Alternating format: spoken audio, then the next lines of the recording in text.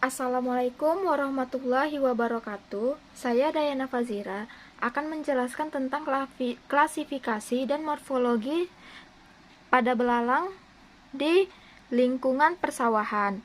Belalang merupakan serangga pemakan tumbuhan atau disebut juga herbivora yang berasal dari subordo Caelifera dan ordo Orthoptera, salah satu jenis serangga yang dilengkapi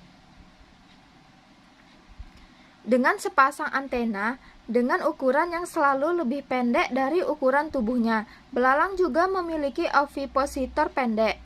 Belalang dapat menghasilkan suara stridulasi, yaitu suara yang dihasilkan dari menggosongkan femur belakang terhadap sayap depan atau abdomen. Suara juga terdengar ketika belalang terbang karena kepakan sayapnya.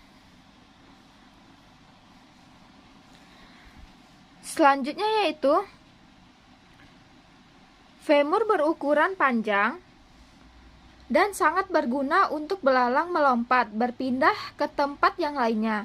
Pada umumnya, belalang memiliki sayap yang berfungsi untuk terbang dan ada juga yang bersayap namun tidak dipergunakan untuk terbang. Membedakan mana belalang jantan dan belalang betina dapat dilihat dari ukuran tubuhnya. Belalang jantan memiliki ukuran tubuh yang lebih kecil, sedangkan betina memiliki ukuran tubuh yang lebih besar. Sesungguhnya belalang dapat dikonsumsi oleh manusia, namun memiliki efek samping yang mempengaruhi kesehatan tubuh seperti alergi. Di dalam hukum Islam, belalang merupakan hewan yang ketika sudah mati masih dihalalkan untuk dimakan menjadi lauk. Belalang lebih suka hidup dan berkembang biak pada lingkungan lembah terbuka dengan banyak ditumbuhi rumput-rumput hijau sebagai sumber makanannya. Ada juga spesies lainnya yang hidup di hutan belalang seperti di hutan belantara, tebing, tanah, dan bebatuan yang berlumut sebagai sumber makanannya. Adapun klasifikasi belalang yaitu pertama kingdom Animalia, filumnya Orthopoda, kelasnya Insecta, ordo Orthoptera, subordo Caelifera, famili Acrididae, genus Disosteira, dan spesiesnya Disosterira carolina. Selanjutnya adalah morfologi belalang. Belalang memiliki 3 bagian tubuh utama, seperti kepala, dada atau torak, dan perut atau abdomen. Selain itu, terdapat juga anggota tubuh lainnya seperti kaki yang bersendi berjumlah 6, sayap 2 pasang untuk terbang dan sepasang antena sebagai alat sensor. Kaki pada belalang memiliki 2 fungsi yang berbeda, seperti kaki pada bagian depan digunakan untuk berjalan dan kaki bagian yang lebih panjang digunakan untuk melompat. Belalang tidak memiliki telinga, tetapi bisa merasakan getaran di udara dengan bantuan alat sensor yang disebut dengan timpanum. Selanjutnya, belalang memiliki 5 mata yang terdiri dari mata, 2 compound eye, and 3 echeli. Alat pernafasan belalang berupa trakea. Belalang merupakan serangga dengan kerangka luas atau exoskeleton. Membedakan belalang betina dengan belalang jantan dapat dilihat dari ukuran tubuhnya. Belalang betina memiliki ukuran tubuh lebih besar, berkisar 58-71 mm. Sedangkan yang jantan memiliki ukuran tubuh yang lebih kecil, berkisar 49-63 mm.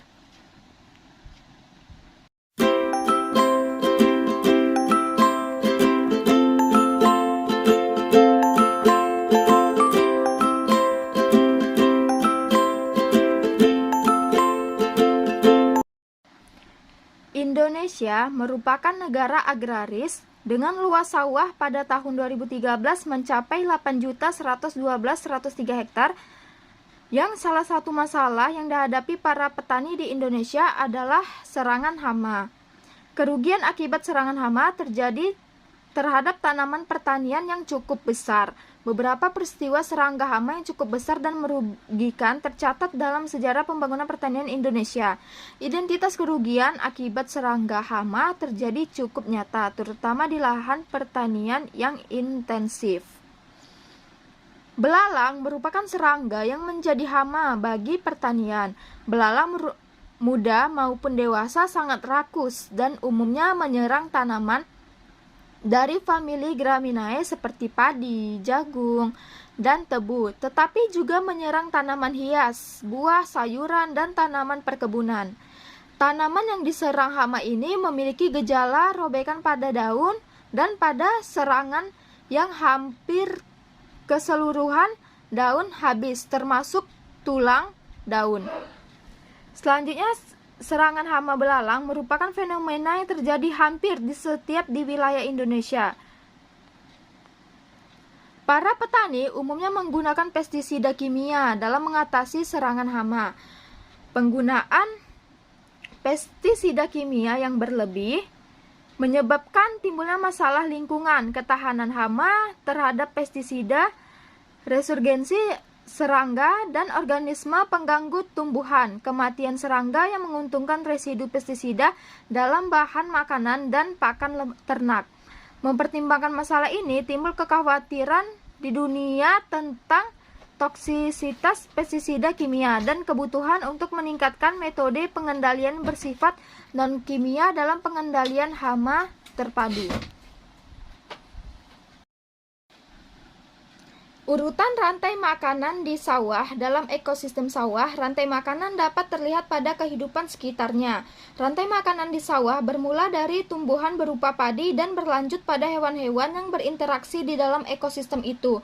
Contoh urutan rantai makanan di sawah yaitu tanaman padi dimakan belalang, lalu belalang dimakan oleh katak, katak kemudian dimakan ular yang hidup di sela-sela tumbuhan padi selanjutnya. Ular dimakan oleh burung, elang saat menjadikannya mangsa.